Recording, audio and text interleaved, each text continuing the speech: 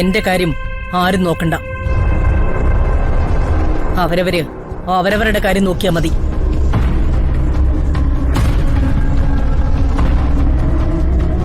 അമ്മേ, ഞാൻ കാരണം അമ്മ ഭക്ഷണം കഴിക്കാതിരിക്കണ്ട. അമ്മ വാ. എന്ന് പറഞ്ഞാൽ അതിന്റെ അർത്ഥം എന്റെ ഇഷ്ടത്തിന് നീ സമ്മതിച്ചു എന്നാണോ?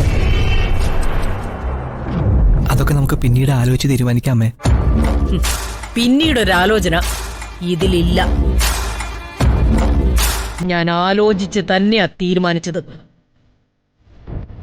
ഭക്ഷണം കഴിക്കാതെ അമ്മയുടെ ആരോഗ്യം ക്ഷയിക്കും എന്ന ആശങ്കയുള്ള മക്കള് അമ്മ പറയുന്നത് അനുസരിക്കുകയും അമ്മയുടെ ഇഷ്ടത്തിന് നിൽക്കുകയും വേണം.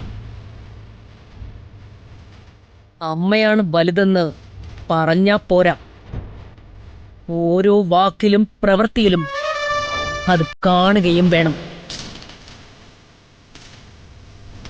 അവള് എന്നെ ചതിച്ചു എന്നറിഞ്ഞ നിമിഷം തന്നെ അവളെ കൊന്നു വല്ല പുഴയിലോ കടലിലോ എറിയേണ്ടതായിരുന്നു. അത് ചെയ്യാത്തതിന്റെ കുറ്റബോധ വിശപ്പിനേക്കാൾ ഇപ്പൊ എനിക്കുള്ളത്. അതുകൊണ്ട് ഞാൻ കഴിച്ചതും കഴിക്കാത്തതും നീ ഒന്നും അറിയണ്ട. ആ പേരും കള്ളിയാണോ അമ്മയാണോ വലുതെന്ന് ഇവൻ തീരുമാനിക്കട്ടെ. എന്നിട്ടാവാം ബാക്കി. മറുപടി പറയാനില്ലെങ്കിൽ രണ്ടുപേർക്കും പോവാം.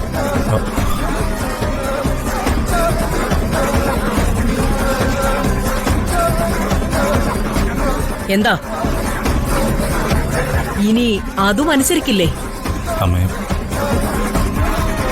ഞാൻ ഐശ്വര്യയെ വല്ലാതെ സ്നേഹിച്ചു പോയി. പെട്ടെന്ന് മറക്കാൻ പറഞ്ഞ ഞാൻ എന്ത് ചെയ്യാനാ? നീ പെട്ടെന്ന് മറക്കണ്ട. മരിക്കും വരെ ഓർമ്മിച്ചുകൊണ്ട് നടന്നു. നീ അവളുടെ ഓർമ്മകളിൽ ജീവിക്കുമ്പോ ആദ്യം നിനക്ക് ഓർമ്മ വരേണ്ടത് അവള് നിന്നെ ചതിച്ചതാവണം, പറഞ്ഞു പറ്റിച്ചതാവണം.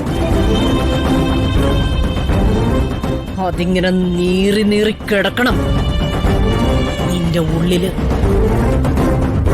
ആ വാശിയില് നീ ജീവിക്കേ. പ്രേമം തോൽക്കുന്നിടത്ത് വാശി ജയിക്കും.